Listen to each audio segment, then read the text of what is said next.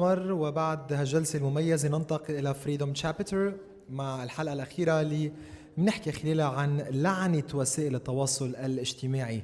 بداية على المنصة كل من أولغا Yurkova, journalist, media trainer and consultant, co-founder of Stop Fake, Ukraine. Dr. Jad Melki, associate professor, journalism and media studies, chairperson, Department of Communication Arts, director, Institute of Media Research and Training, LAU, Lebanon. وأيضا Olaf Steenfadt, project director, journalism, Trust Initiative, Reporters Without Borders, Germany. بدير الجلسة الإعلامية يمنى نوفل ومنتجة ومقدم وايت شاتس والرئيس السابق لقسم الأخبار الإنجليزية بتلفزيون المستقبل. يمنى لك المنصة طبعا، وهذه الجلسة تستمر أيضا لمدة 40 دقيقة من هلأ حتى الساعة 4. على الساعة 4 بنختم المؤتمر، بنتمنى تضلوا معنا للآخر، بنختم سوا والهوا لك يمنى، تفضلي. Good afternoon, everybody. And thank you for still being here. I know after lunch, usually it all goes down. So thank you for being here. I want to thank personally Dr. Chidiac for always being supportive of journalists in the country and outside, and really making sure that the word is out there and that we're talking about these important topics and that these discussions happen. So thank you so much for that, always. And Olga, it looks like it's just me and you, but we'd like to have Jessica, Jad, and Olaf join us as well. Welcome. We're talking about the curse of social media today. And as you can see with the discussion before, we're going to try to make it fun. It's an interesting topic. And we will have exactly 10 minutes at the end for questions, just because we want to make sure to respect the time. We're running a little late. So without further ado, let me just tell you a little bit about what I think, just kind of introduce what social media is doing today. It's basically turned our lives upside down. It helps us connect, be aware, spread the word fast, and also increase our knowledge with tools disposable at the click of a finger. Now, despite the advantages, social media has a dark side, just like in Star Wars. It is increasingly facing criticism by groups who believe that it has become a space for bullying, trolling, and violent language. There was an example of hateful messages and fake rumors spread in India about fake children trafficking that led to many lynchings. Jad and I were talking about this before. Cambridge Analytics in Russia and fake news spreading on Facebook affected, for example, elections.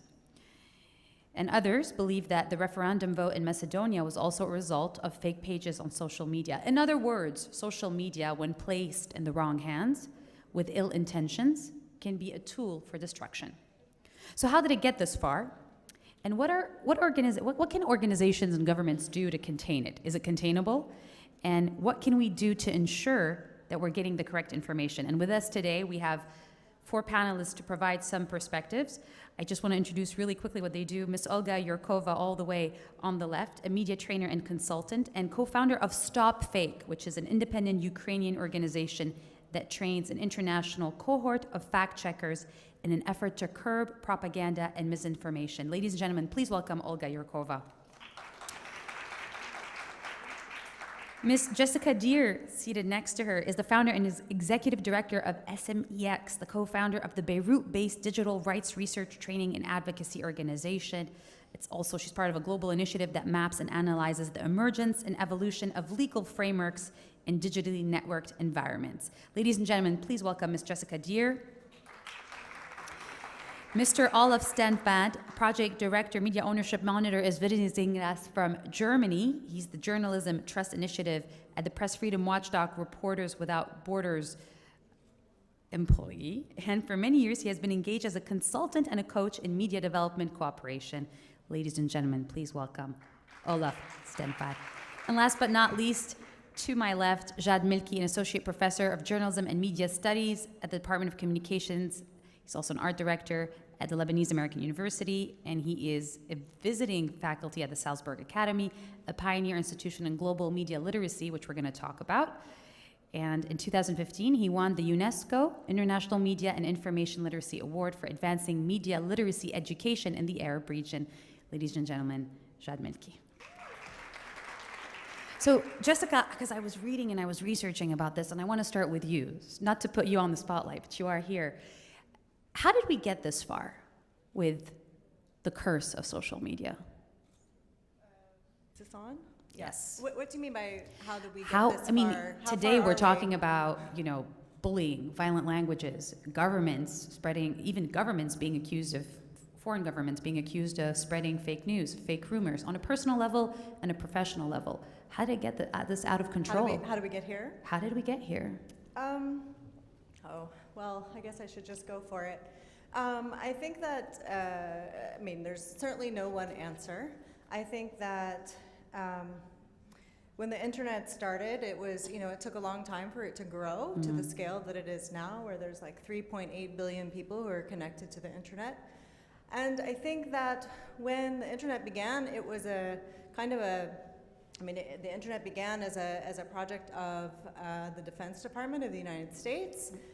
It was mostly nodes that were connecting universities. It was a research tool. It was the domain of computer scientists and technologists and people who were sort of just exploring what this new ability to connect was.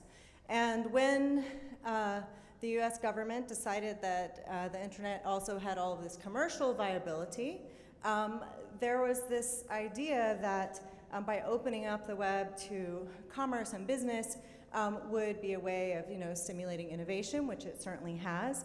But I think it was done in such a way that there was not a lot of thinking about what happens when this tool scales, and what happens as this tool sort of creates this quasi sort of borderless environment in which we're living now.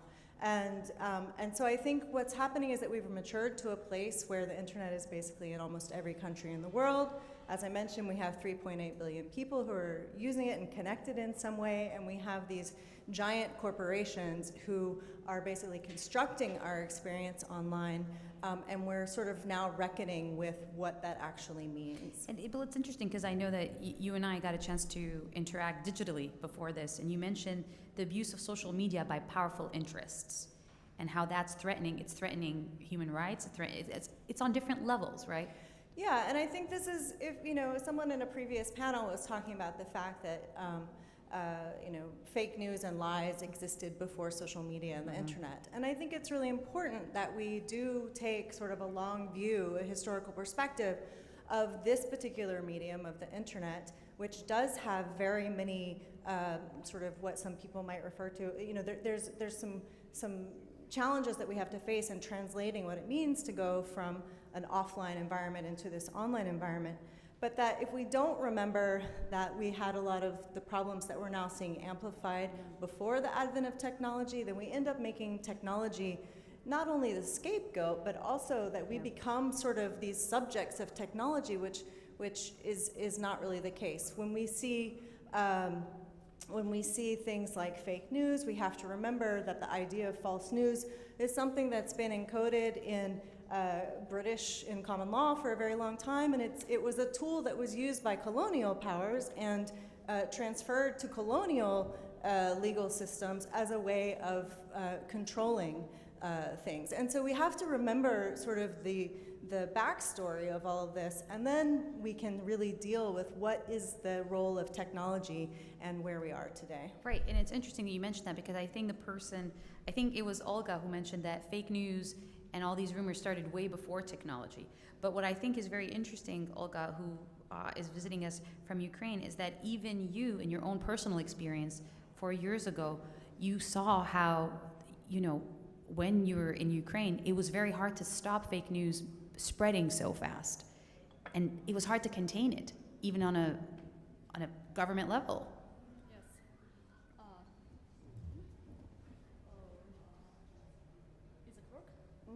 No? Oh, yes. Yes. Thank you. Yes. Let me tell you a bit more about Stop Fake project. 4 years ago, unmarked soldiers entered Ukrainian Crimean Peninsula, and it was obvious for us that they were Russian soldiers, but Russia did not acknowledge this. And and at the same time, a lot of fake news about Ukraine emerged in information space, and we were shocked. We journalists, I am a journalist. We are journalists. We were shocked because of such blatant fake news about Ukraine, completely false information, and we decided. A group of journalists, including me, decided to create a website to debunk this fake news with verifiable proofs, like photos, videos, and so on. And we called it Stop Fake, and we created like an archive of this fake news. And we, for these 4 years, we debunked about 1,000 fakes. We analyzed about 10,000 different pieces of news. Not all of them is possible to debunk or to prove or to check, but we debunked 1,000 fakes. We analyzed them, and we identified 18 narratives created using this fake news about Ukraine, such as Ukraine is a failed state, Ukraine is a fascist state, or Ukraine is a state run by a junta, and so on. And I asked myself from the beginning, what made this possible? Why it works so well? Because a lot of polls of public opinion in Russia showed that Russians really believe in this fake news. Unfortunately, the social media caused this problem, because before we had a situation when we got information from media. We make decisions based on that information as well. Yes, and right. And we this information was filtered by editors that are responsible for this information and for quality of this information. And now we have a situation when people get the information, most of people get the information from the social media, unfiltered information completely. It's not just fake news, it's conspiracies, trolls, bots, maybe paid experts, so-called independent bloggers, and so on, and harmful Facebook groups, not just Facebook groups, groups on social media, in messengers, and unfortunately, we are not ready to filter this information. Well, it's interesting, because I want to get back to this later and the nuance and how do we contain it. But Olaf, I want to ask you, because I know you've worked also. Let's talk about this fake news and close it. I want to hear from each one of you, but then move forward into how do we move forward, actually. In your experience working in Europe, and especially with government agencies that try to curb this, what have you seen that you can share with us today when it comes to fake news affecting the digital world and people? First of all, thank you very much for having me. I don't know if it's not? Now it does. Thank you. It begins with the acknowledgement to drop the term which was formerly called fake news. So we don't use it, mainly because it's being weaponized against journalism, and this is, I think, the main reason. And then the question is, how do we call it instead? And I think mainly we refer to online disinformation. And also, for starters, I think I might say that the title of this panel illustrates the problem in itself, the curse of social media. If you think of it, it's very subjective. Maybe it's wrong, maybe it's right, if it's a curse or not. Mm-hmm. It's oversimplifying, and but it's very catchy and it's selling well. So this title of this panel, I think, incorporates what the problem really is about online disinformation. And I think it's also helpful maybe to kind of disentangle what we really talk about with a number maybe of examples. If I would claim on social media that the Earth is flat, that's probably utter nonsense, but it's not really harmful, and it's definitely not illegal to claim this, right? I think some people have in the past. Exactly. Now, moving one step further, if I would claim that vaccination is evil, or that the UK pays £350 million a week into the EU, and it could fund the NHS instead, again, that's probably false. But is it harmful or not? Probably it is. But it's still perfectly legal. You can claim this, no problem. And then on the third level, you have maybe a claim of, naming one person here in the audience and say, he's a serial killer and rapist, go after him. This is, again, untrue, definitely harmful, and it's illegal. And I think this really draws the line. Because if it's illegal, we believe it's subject to prosecution. Now, for being German, we have now a law really regulating this. It's called Netzwerkdurchsetzungsgesetz, which is not only a terrible long German word, but also totally meaningless. We'll write it down because it's interesting. But as a law, it's not meaningless at all, because it obliges social media, big tech platforms, with heavy fines behind to delete whatever is illegal in a very short amount of time. And Reporters Without Borders has denounced this law for three main reasons.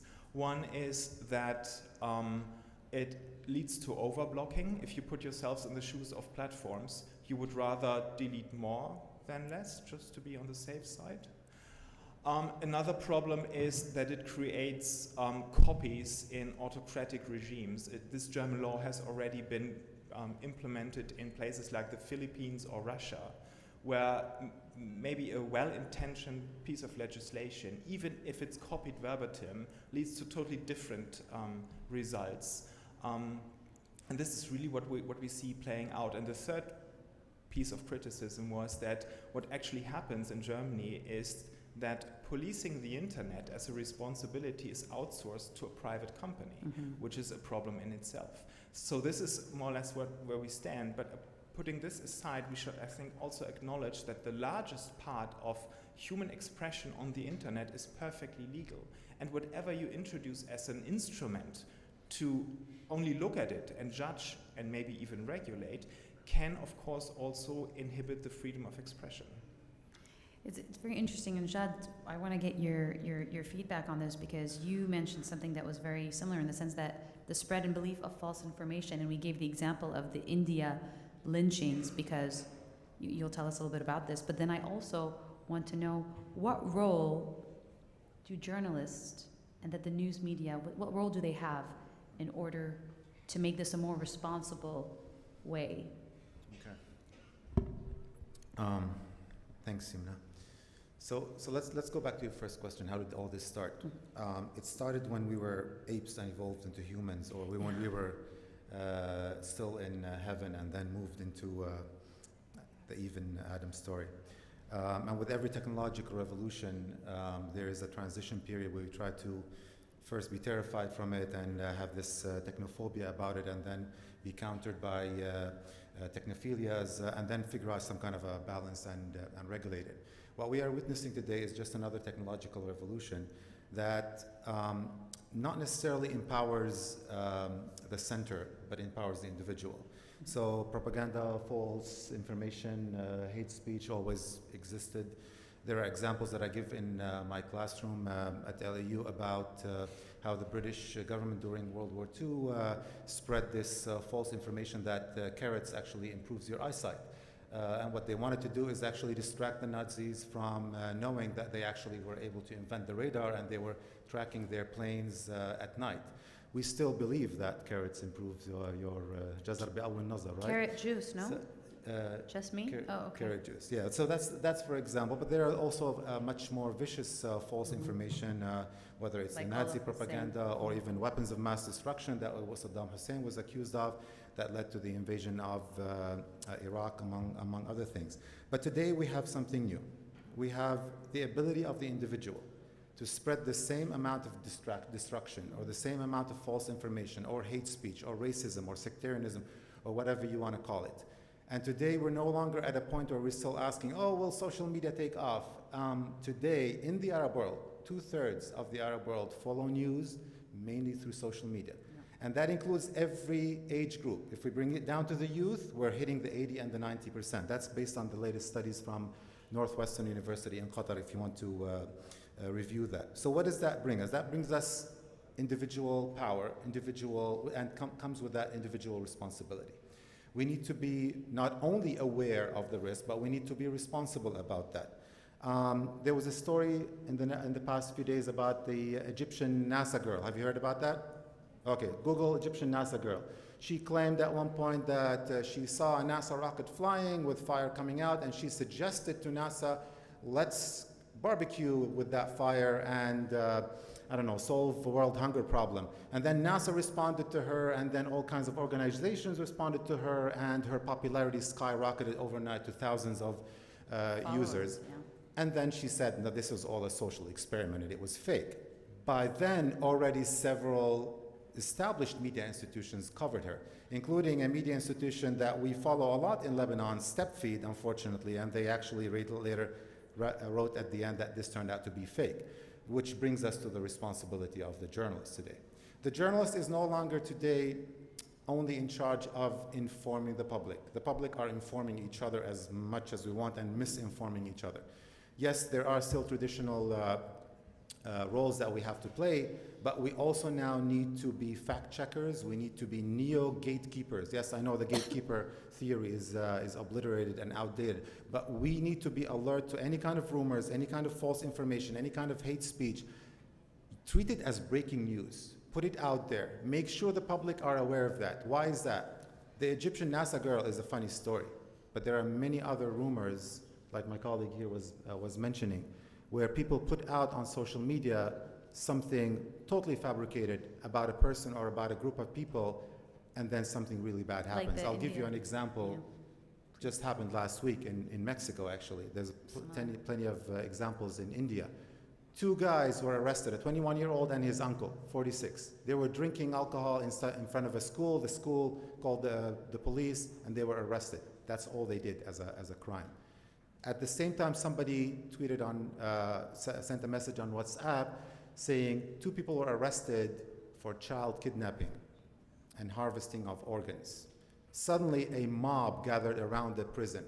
After a little bit, being shot and recorded on Facebook live stream, the mob pulled these 2 guys out of jail, beat them to death, and burnt them. Actually, one of them was still alive when they burnt them. Who was watching on live stream? The mother of the child and the sister, and she was texting frantically, no, they didn't do, please don't kill them, please don't hurt them. So this is how bad. Something like this in the past year has happened over 56 times in India. More than almost 50 people have been killed in India through false WhatsApp rumors. So this is becoming a global phenomenon where individuals send false information which leads to mobs killing people. I can imagine that very easily happening in Lebanon. In our lovely sectarian attitude and racist attitude towards foreigners and towards refugees, I can imagine somebody immediately texting about, I don't know, a Syrian refugee kidnapping a little girl, or some, I don't know, from one religion to the other killing somebody, and now suddenly a mob attacks. So what would we, how can we deal with this? The one thing that I mentioned is journalists becoming more on alert and allocating more resources and time to fact-checking and to breaking news about these matters.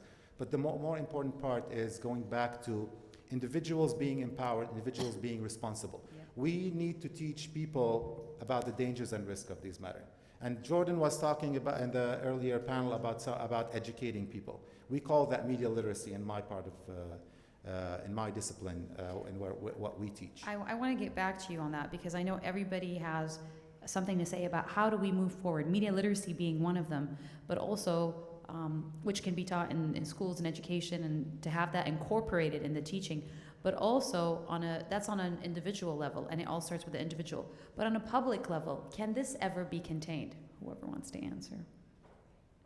Yeah, please, Jessica. I mean, I'd like to just sort of maybe carry a bit forward what Jad was saying, and maybe actually differ in a bit about the idea that these media are empowering individuals. I think, yes, the individual has more power than perhaps we did under a mainstream media system. But in both these cases, in the WhatsApp lynchings, in the Mexico case, and also in the cases of Syrians being attacked or denigrated online, the mainstream media has a big role in amplifying social media, and we can't ignore that. It's not just that one individual can tweet something and without any prior organization or communication with another group or within a group can create this. If they could, I think we would have a very different political environment in the Middle East right now. And I think the thing that I was saying earlier about sort of social media amplifying asymmetries of power, right? We know it was Russian bots during the US elections. We know that a lot of conspiracy theories are actually perpetrated by governments.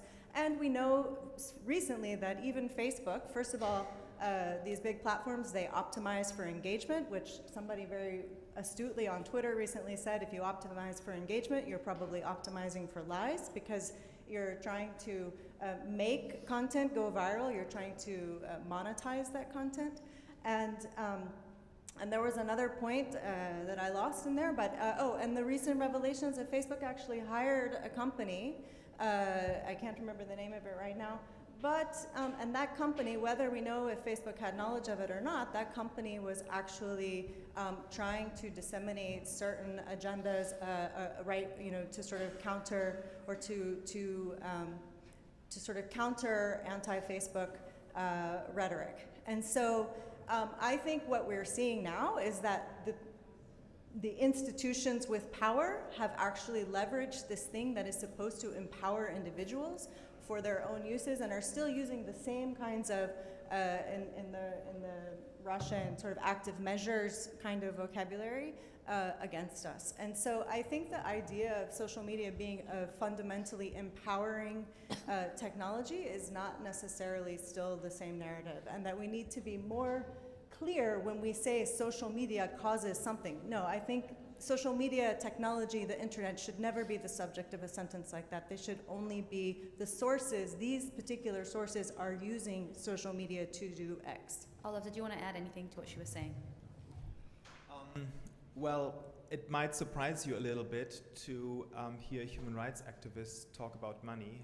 As you see, I've adjusted my outfit a little bit accordingly, but yeah, maybe it's the economy, stupid.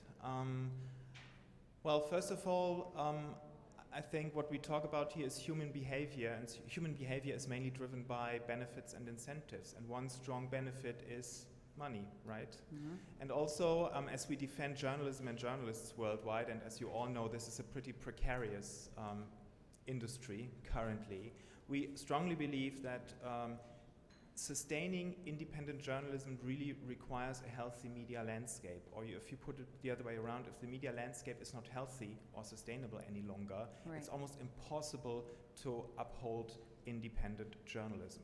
So it's in a way also about money. And this then leads me to, as you were asking also for remedies or approaches right, to solve this. How do we move forward? Right. To put advertisers in the limelight. And again, this is, as you can imagine, a quite virgin experience to have Reporters Without Borders and human rights activists talk to advertisers. Interestingly, they face the same issues like all of us do, to locate and identify safe environments online. And if you talk to them, they would tell you we have outliers in our own industry, just going for reach no matter what. But the majority is very concerned about what they call brand reputation, trying to avoid that their latest Mercedes or chocolate bar pops up next to child porn or IS recruitment or hate speech, which is very, very difficult, if not impossible, to do these days. So there is a leverage, and if we speak about benefits, that's not only the case for human beings and individuals, but also for companies. And if you think of Google and Facebook particularly, I mean, this duopoly gathers around 80 to 90% of online advertising revenues globally these days. This means, yeah, you can start talking about legislation, regulation, but actually looking at their purse and their business model, and it's basically they sell advertising, could also be a very meaningful approach. Olga, how do we move forward? Obviously it's difficult to contain on a world scale, but how can we move forward in your experience? I think that media literacy, I agree with you that media literacy is the best way to, is the best solution for this problem, but this solution is like a long-term strategy. It's not immediately cure. But the problem is that people make their decisions on information they get from the social media.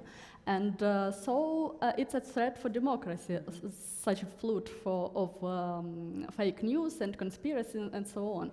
And so in Ukraine, for example, it was necessary to take some steps on governmental level to save our statehood, because our informational space was really toxic. Toxic is a word of the year in the Oxford Dictionary, by the way. Yes. And so Ukrainian government took unpopular decision to ban 74 Russian TV channels in Ukraine and to ban 2 Russian social media in Ukraine, because most of Ukrainians got their information from Russian social media, Vkontakte for young people and Odnoklassniki, like classmates, for senior people. And our president signed the decree to ban this social media, and a lot of conversation was there that it's like censorship and problems with freedom of speech, but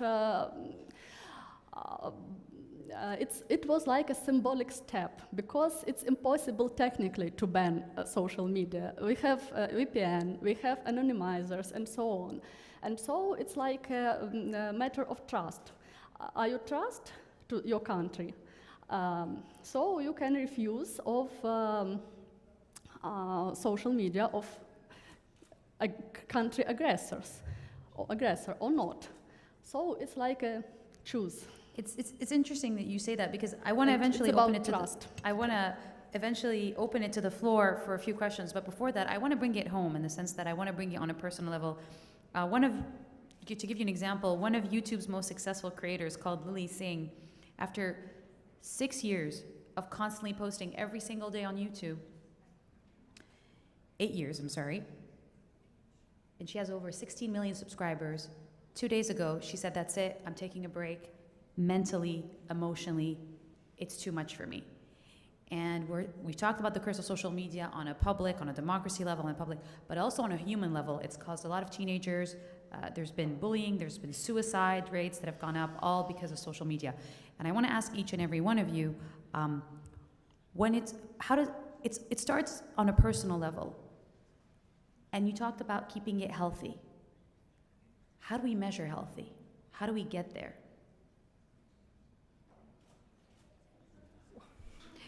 Jad, go ahead, start. This goes back to the previous panel that we're talking about video games, which I think is considered the same. I'd really like to address the topic of media literacy, that it has to be introduced at every single level of education, into activism, into NGO world, into schools, from elementary, even if before elementary, because our kids in elementary school now have cell phones and are playing video games and are at risk of everything, from being recruited by ISIS, to being addicted to video games, to being the victims of some false rumors, to being bullied, to all of these matters. That's one thing. Not just to be critical, not just to understand the risks of media, but also to be responsible and have a critical consciousness, meaning to be proactive and active in responding to false information, responding to risks. Families need to be re-educated about this. Families need to reintegrate media responsibly into their lives and their kids into their lives, especially Lebanese, who have spent leave their kids with social media and with domestic workers. Sorry to say that, but that's the reality of things. You need to live your lives again with kids, and I start that with myself. Media literacy is not just also about awareness and protection. It's also about empowerment. I'm going to stick to that model. Empowerment not only in being able to use this powerful tool, but also in able to use it effectively. Right. We will not be able to contain. That rhetoric of containment is not going to happen. How do you use it effectively? Use it effectively in terms of adopting a cause or adopting several causes that will help our societies, our own lives, their own schools, their own communities, whether it's about garbage, whether it's about the environment, whether it's about water, whether it's about sectarianism in Lebanon, whether it's about hate, whether it's about the pressures you're talking about to manage their lives. It's not just the kids and the teens who are actually under pressure. I have colleagues in their 40s and 50s and 60s who are overwhelmed, including me, from a huge deluge of emails and Facebook texts and Twitter and all these things that we somehow have to respond to, especially as media educators. We cannot ignore them. We need to somehow manage our lives. As professionals, there's this new movement today in the US and Europe of getting things done effectively, a way of dealing with email. And I'm not talking about big disasters and government surveillance and Russia invading Ukraine and the US invading the world and all these things. I'm talking about an individual level. How can we protect ourselves and be healthy about it and know about these things? So we need to create this critical consciousness. Olaf, what could you say about that? Thank you, Jad. Well, first of all, I believe, of course, media literacy, I think like we can all agree is important. I also would like to maybe add to this that it has its limits.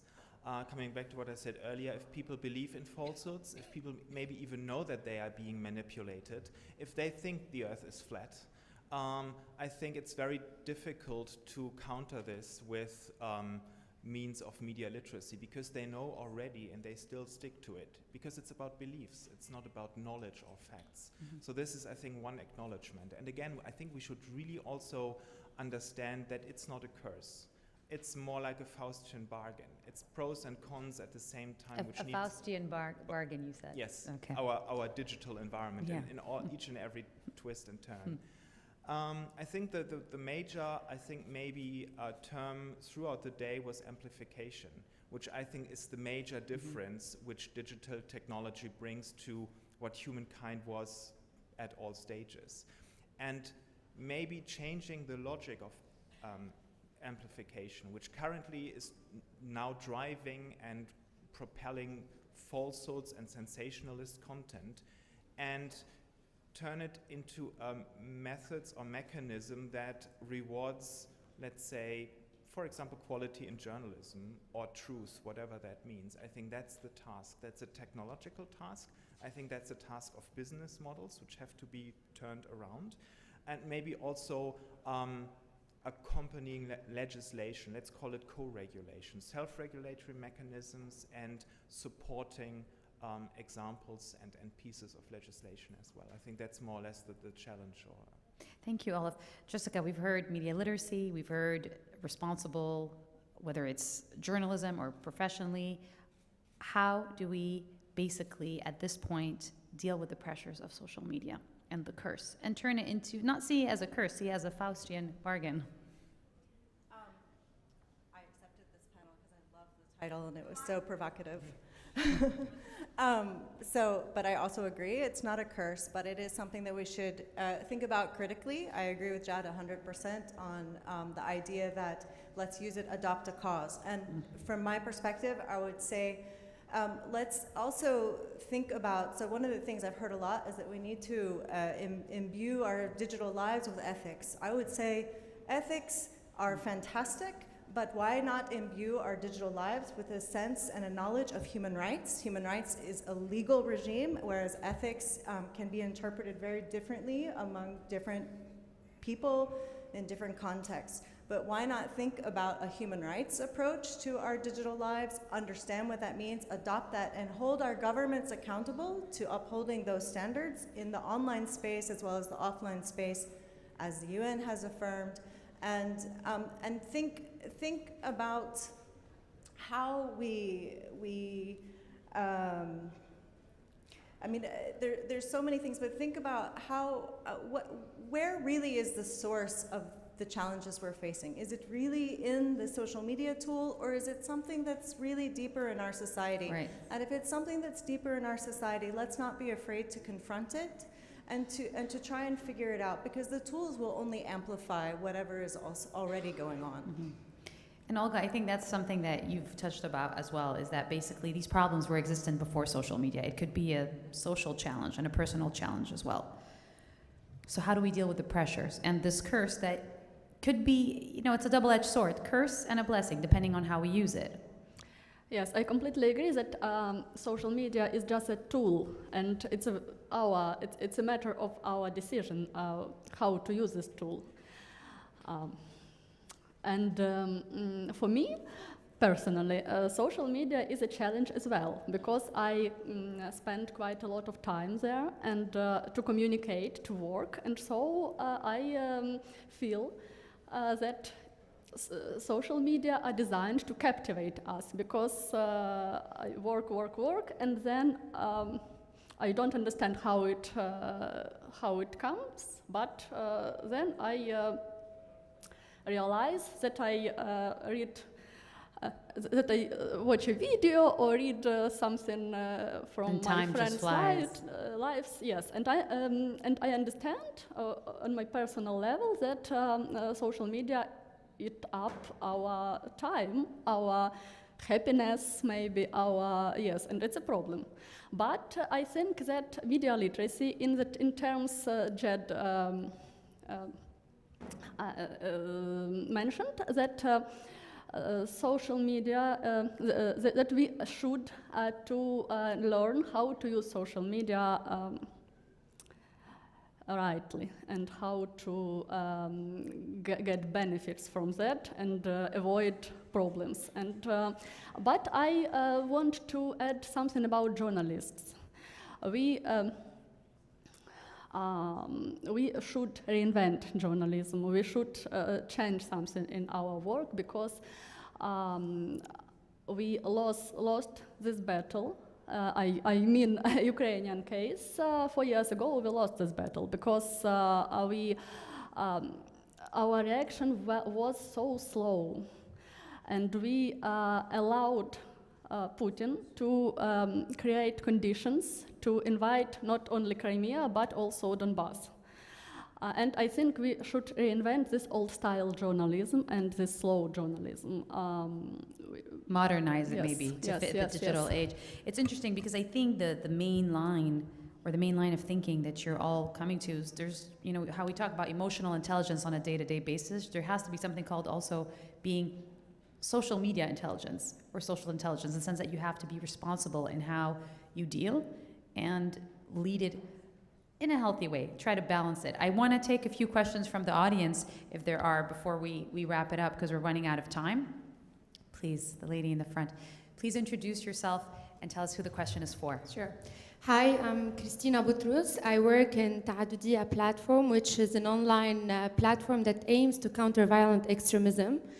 I would like to hear from the valuable speakers about some success stories maybe of media and information literacy, and how can we really measure that these kind of projects can be effective. What is the way to measure that this can be a solution to face fake news or counter violent extremism, or etc. Because at Ta'adudiya we do, for example, spread positive messages online and create a different narrative, alternative narrative, but we still believe that it's not enough, and we need the media and information literacy to be implemented.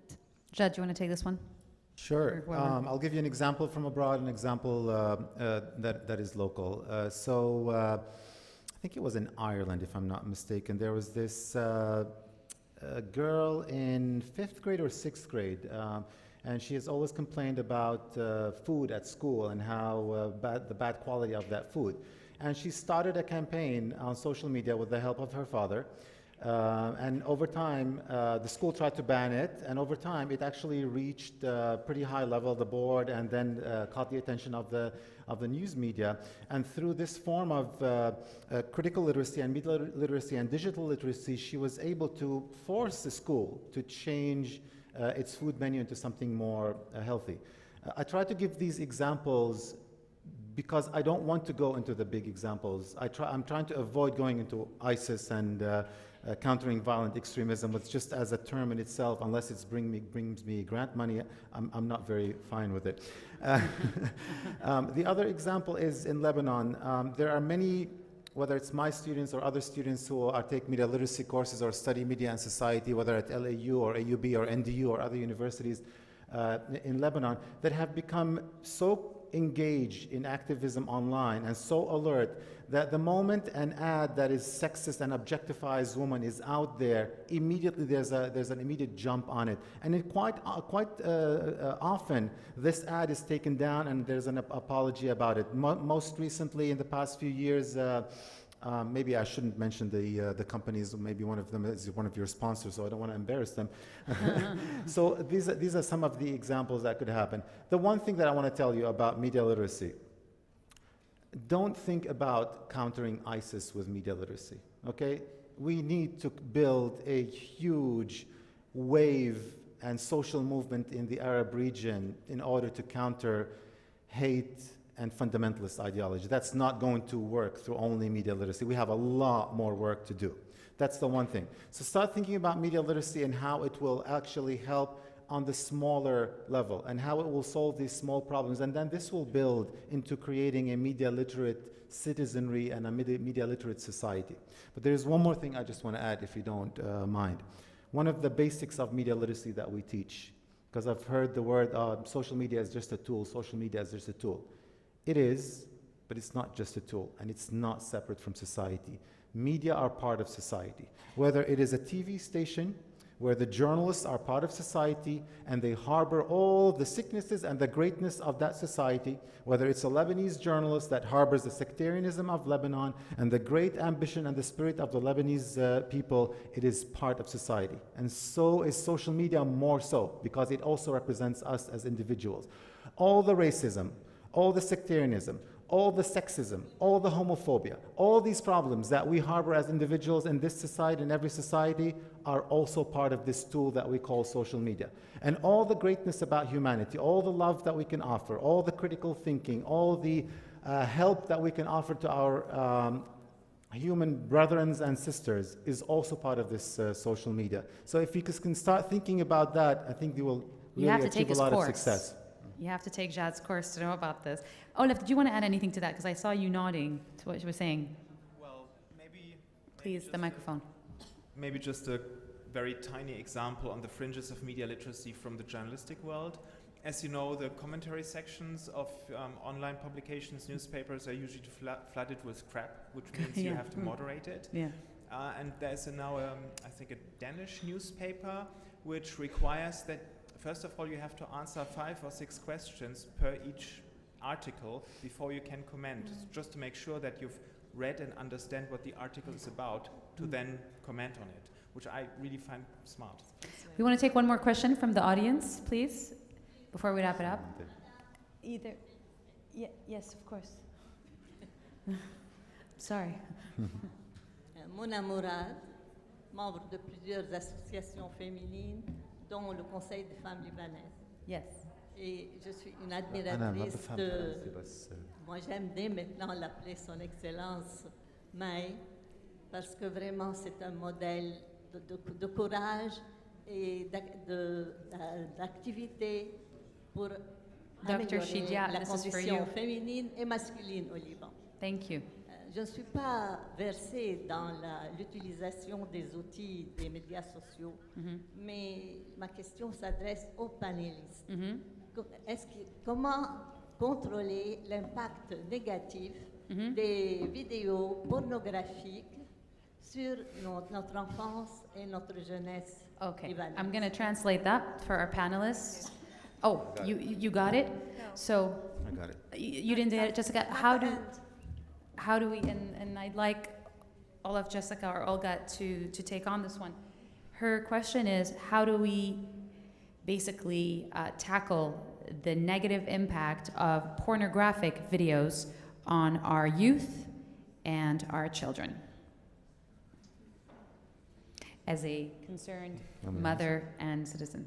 Well, if nobody wants to take it on, yeah, I mean, I can try. this is certainly not my expertise, so. Jad, do you Someone want else would like to speak about it. Sure. بجاوب بالعربي ولا بالانجليزي؟ طيب. بحكي كلمة فرنسي. C'est impossible. Impossible. مش رح تقدري. Impossible, you mean? Impossible. Impossible. Sure. Because possible is possible. Impossible. Impossible. Okay. المشكلة بالبورنوغرافي أول شيء إنه مش رح تقدر توقفي هذا الموضوع لأنه أكثر مادة اليوم على الإنترنت مطلوبة هي البورنوغرافي جست تعرفي هذا الموضوع. المشكلة اللي فيها هي طريقة تصوير البشر خصوصا تصوير المرأة بالبورنوغرافي كيف هي سلعة كيف بنخلي العنف يكون مقبول ضد المرأة. أوكي الشيء الوحيد اللي فينا نعمله بالنسبة للبورنوغرافي إنه نغير البورنوغرافي إنه يصير البورنوغرافي شيء مقبول بيعكس ثقافتنا الثقافة الجنسية تبعنا الثقافة الجنسية البشرية ومش إنه يصير بس البورنوغرافي للرجل وتعنيف المرأة من خلال البورنوغرافي مقبول. مش رح نقدر نوقف بورنوغرافي ما تحلموا فيها هيدي موجودة مجانا على الانترنت والكل بيعرفوها من عمر 9 سنين صاروا الأولاد عم بيعملوا اكسس على البورنوغرافي هلا اخر دراسات هيدي. Since I want to take one more question that has, I'm happy you asked that, but I want a question that has to do maybe with something a little less pornographic from our audience to our panelists. If we can, please. I'm Thank also you. from the Lebanese Women Council. I mean, children should doubt a little bit. We should make them doubt. When we put any information, they have to think if it's true or not.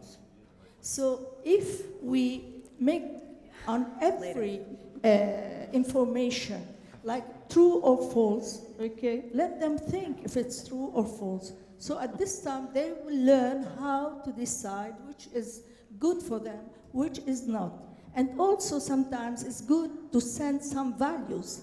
This is what we never see on media, okay, tools.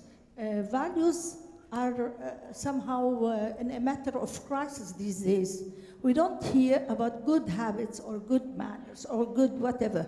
All what we see are the wow, okay? Always we want really a news, the news that they make wow, but these wows are not good for our generation. Madam, okay? is there a question? Yes. How can we make it, okay? How can we work out by making on each information this word, true or false? Can we? Olaf. Well, maybe to begin with, but that's my personal belief. I think truth is not binary. It's not right or wrong, but it's usually at least 50 shades of gray. And I think this is part of the educational challenge, that this is what our lives are all about. Second observation, again, very personal. I think media literacy in schools, and usually we think immediately of kids, is definitely important. I have 2 digital natives at home. I think they are much more responsible in their use of modern technology because they grew up with it than my age. If you look again in commentary sections or wherever on the internet, I think the most harmful and largest amount and also quality of crap comes from males 50 plus. And the problem here is how to reach out to them. Kids you can reach easily, at least physically, because you have them for a couple of hours in school every day. So that's then a political task to inject it into the curricula. And I was part of the EU high-level group on online disinformation. Actually, it was called F-News, but we changed it to online disinformation. And one specific proposal was to add media literacy to the PISA rankings, just to reflect this effort in the official educational policies of states. But again, lifelong learning, I think, does the trick as well. So it's about all age groups. We want, because we're running out of time, I will invite you to come up to our panelists and talk to them afterwards, just because we're running out of time. Shall we take one last question and then we wrap this up, please? For the lady in the back. There's no microphone?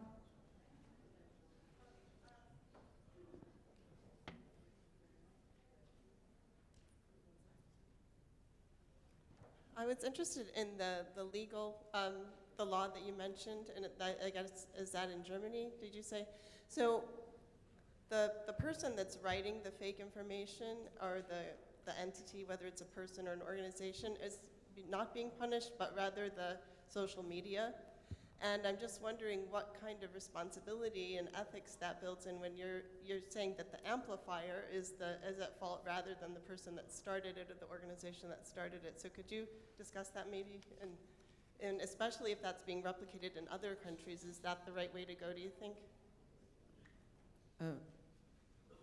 First of all, it's important to say this law is pretty new. It's around for 1 year or less. But yes, the one who is responsible is the platform for deleting or not deleting illegal content. And this, of course, does not mean, apart from the question of deleting, that the source of the content will also be prosecuted. So it's both.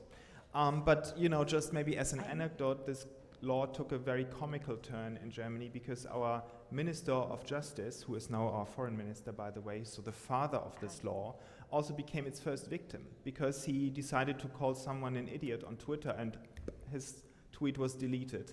So this is how the law basically works. In Russia, I think it works pretty much differently, I think. Maybe I was not here in the beginning because I had an interview outside, but still I'm so much interested into politics, as you might know. That means I was wondering if you already tackled, and I'm sure you did, the question of how much the fake news are affecting the political scene all over the world, in the US, in Caledonia, in, I don't know, even in Lebanon maybe. Yep. And the real impact, yani, it can really change the results if it's used in a very harsh way.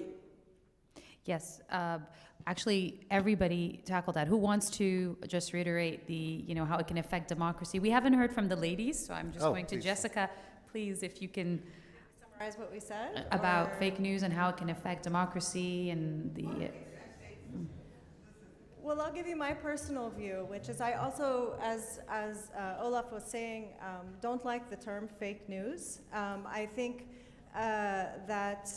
so my personal feeling is that false news provisions, as you all know as journalists, or the journalists in the room know, have been around for a long time and have often been used to silence dissent. At the same time, the reason why fake news has become so popular as a term is because of the President of the United States just repeating it over and over again. I think my position is, of course, disinformation, malinformation, misinformation, which is, I think, the framework that you were referring to, is problematic. But from my observation, I see that most of the disinformation, which is technically trying to deceive people into thinking something that is actually not true, is coming from organized governments. It's coming from power holders. It's not necessarily coming from, or organized right-wing movements. It's not necessarily coming from the individual who happens to go viral.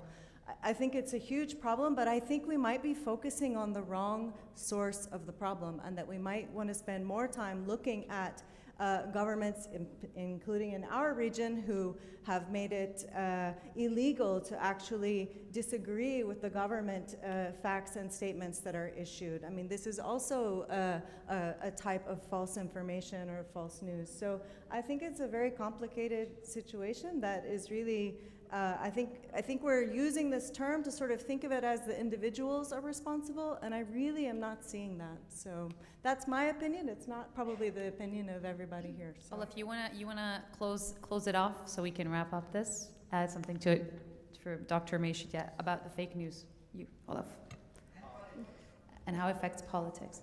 Olga, Okay. yes, please. For me, fake news is a problem because people make their decisions based on this news, and so fake news is a threat for democracy, because this toxic media environment is such environment when people stop believing anyone at all. And so they can easily become prey for populists or maybe ignore elections and so on. And so our democracy functions on trust. And when we don't trust, when we don't believe anyone at all,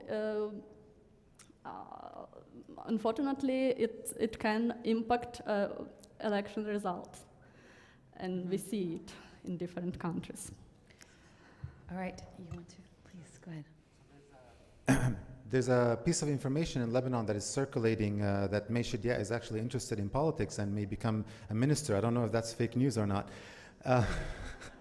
But yes, there's evidence now, and it's piling. The scientific evidence is piling that the use of spreading false information, whether you call it fake news or not, through social media is very effective now, whether it's sent through groups or not. What happened in the US in terms of the elections and all the false information, Yes. and it's very well timed. Mm-hmm. What is happening in Lebanon, and it goes back way before social media, the sectarian rhetoric, right?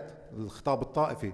فجأة, 2 months before the election, 3 months before the election, everybody hates each other and galvanizing just to bring people closer to each other, just to scare them. If you don't vote for this, رح يجوا ياكلوكم هوديك الجماعة, right? This is how the rhetoric, this is how false information work, and it's going to be more and more effective with social media because of something we call the echo chambers. Echo chambers is where people gather who are like-minded in small groups on social media, and they hear the information that resonates with themselves, that they believe in, but they don't hear the other information. This is the danger of social media. When we came to mass media, there was 4 or 5 TV stations, and they would talk against each other, and we would watch the newscasts, right, and hear both rhetorics.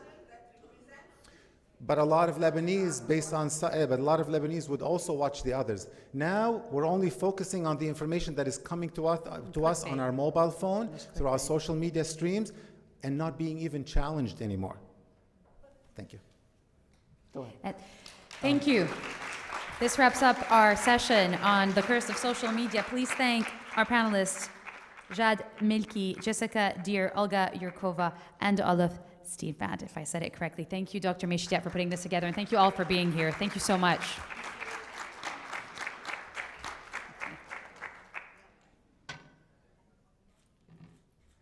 It's a conversation that doesn't end, actually. The panel ends, but this is never ending, especially in the digital age. Yes.